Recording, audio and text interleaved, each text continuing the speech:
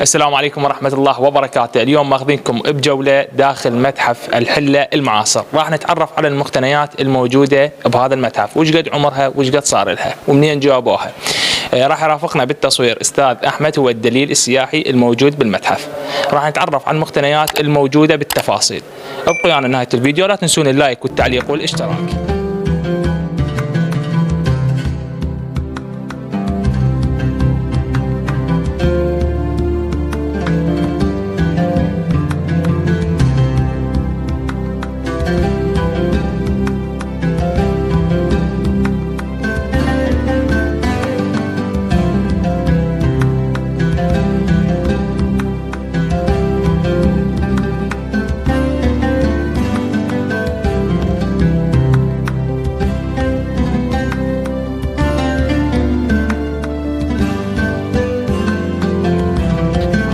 أستاذ أحمد أبو منتظر، راح نتعرف عن التفاصيل كاملة اللي تخص المقتنيات الموجودة. حياك الله. وحياك، أهلا وسهلا بين، نتشرف بكم وأهلا وسهلا وبكل زائري المتحف. طيب. طبعا المتحف يضم في أروقته العديد من الأجنحة. هناك أجنحة مهمة، منها جناحين: جناح الانتفاضة الشعبانية أو الجناح السياسي، والجناح الحشد الشعبي، إضافة إلى مجموعة أخرى من الأجنحة المهمة، منها جناح الأستاذ المرحوم شوقي جابر الذي يضم به العديد من ضمنها مكتبة ومقتنيات عديدة. وإضافة إلى هذا هناك جناح آخر وهو جناح الدكتور المرحوم محمد مهدي البصير. نعم.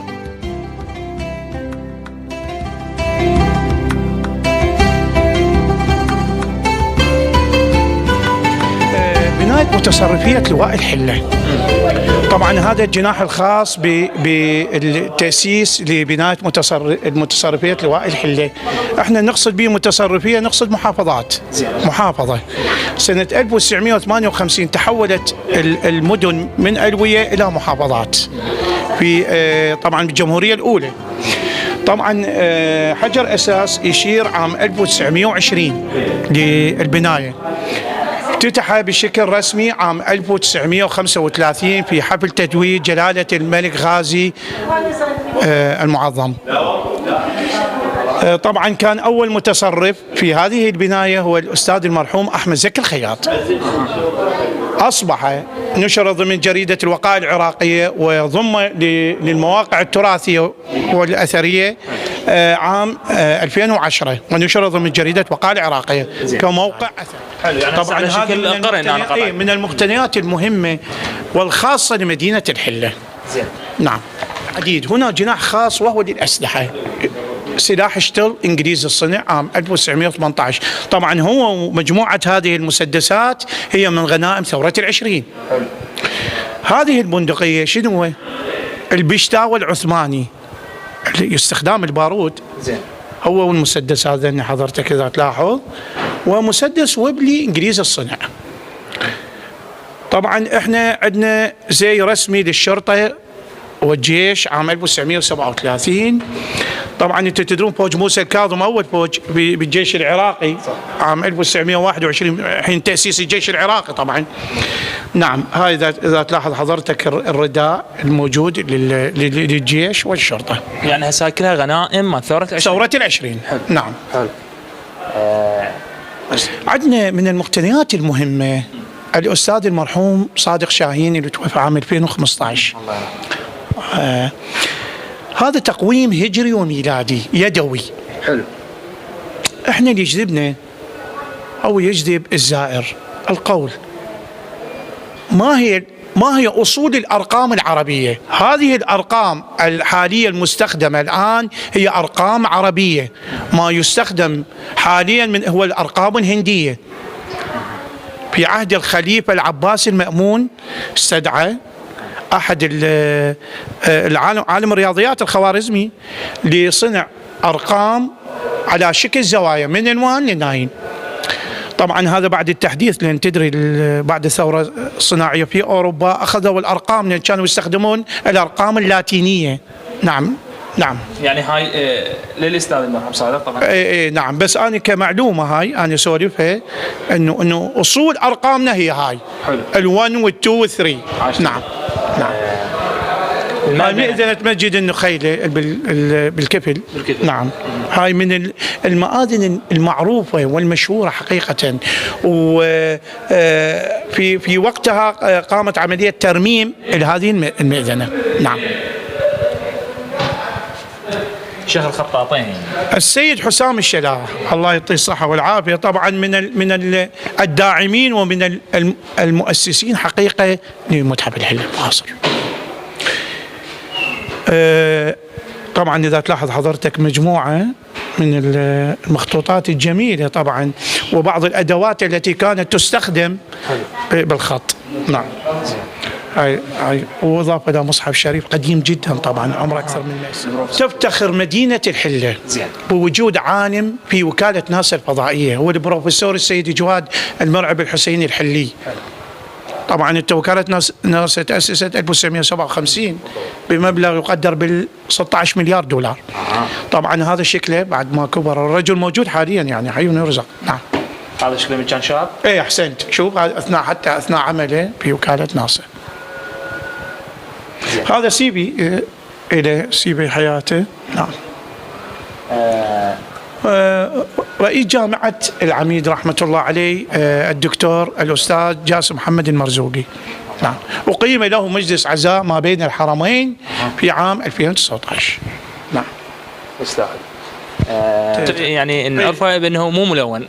لا، أسود وأبيض. أسود وأبيض. نعم.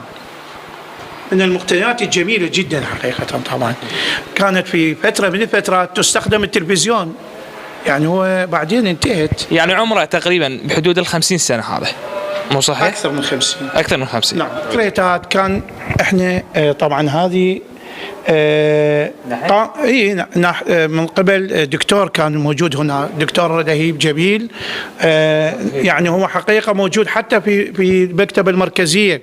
البارحة يمكن نشر مجموعة من المنشورات ومن ضمنها عمل بورتريت خاص بمؤسس المكتبات بالعالم تقريبا، يمكن أو أحد معلوماتي، يعني هي مو مؤكدة. نعم.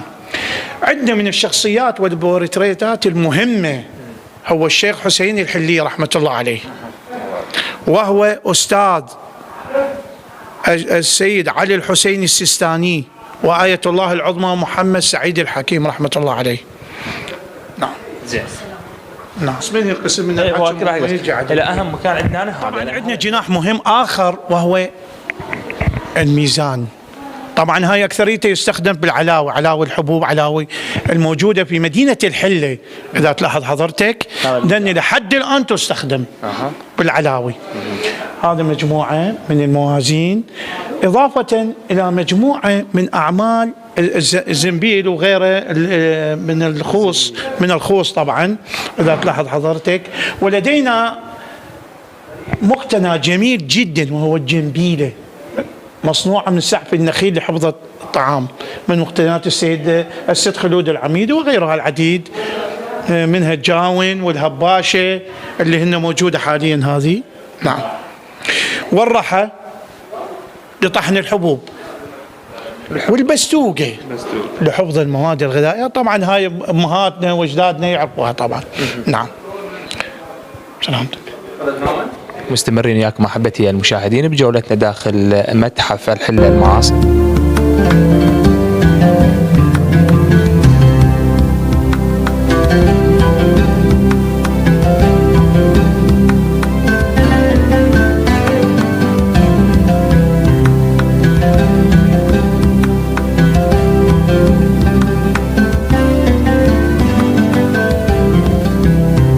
راح نتعرف على تفاصيل دقيقة مع مدير المتحف الحلة المعاصر الأستاذ علي عبد الجليل. حياك الله أستاذ.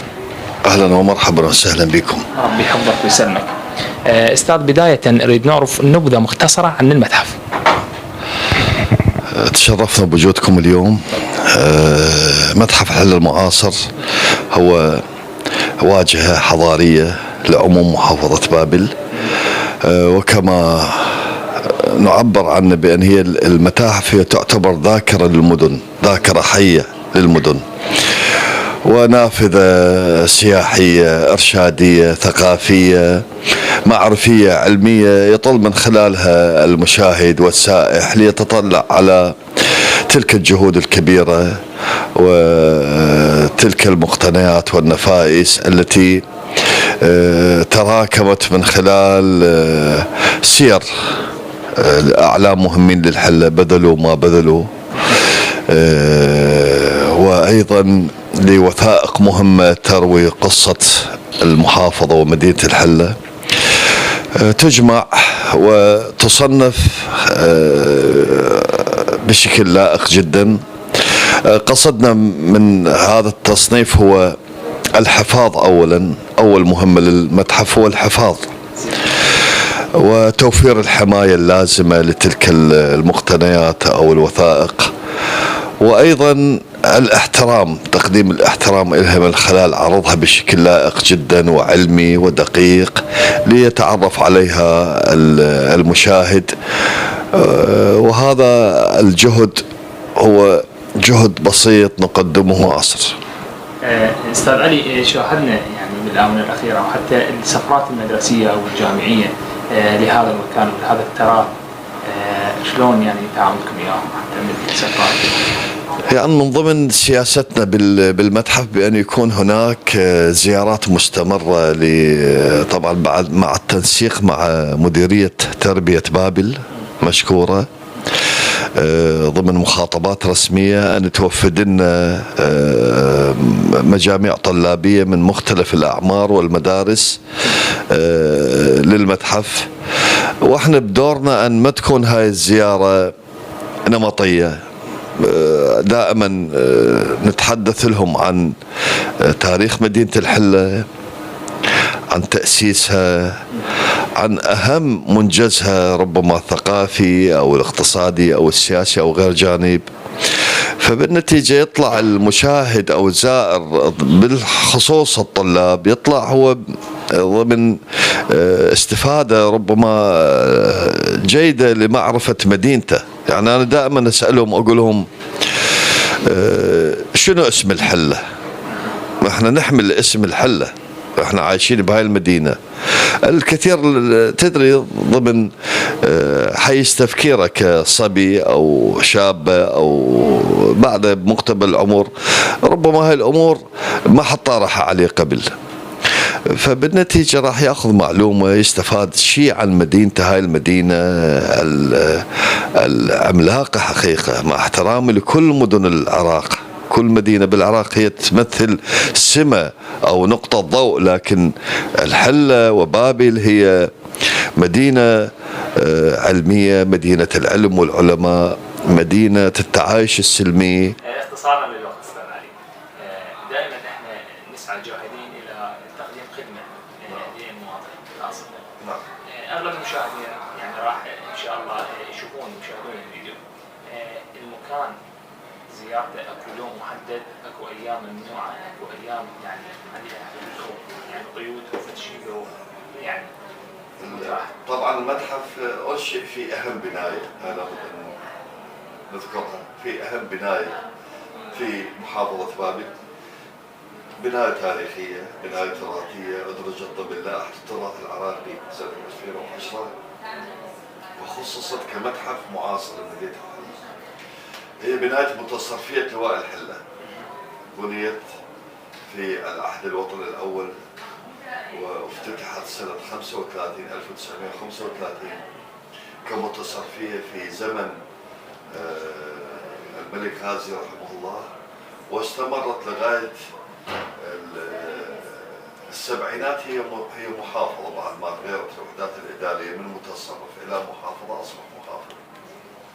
المتحف شفتوه تضم عدة أقسام، وهو عبارة عن مجموعات مهمة من المكتبات بالمقتنيات خاصة بالمجموعات نادرة جدا تمثل عمق وتاريخ العموم المحافظة ومدينة الحلة. المتحف فاتح أبوابه للجميع ويتشرف بالجميع، وهو هدفه الأول والأخير هو بث المعلومة الصحيحة وروح نقول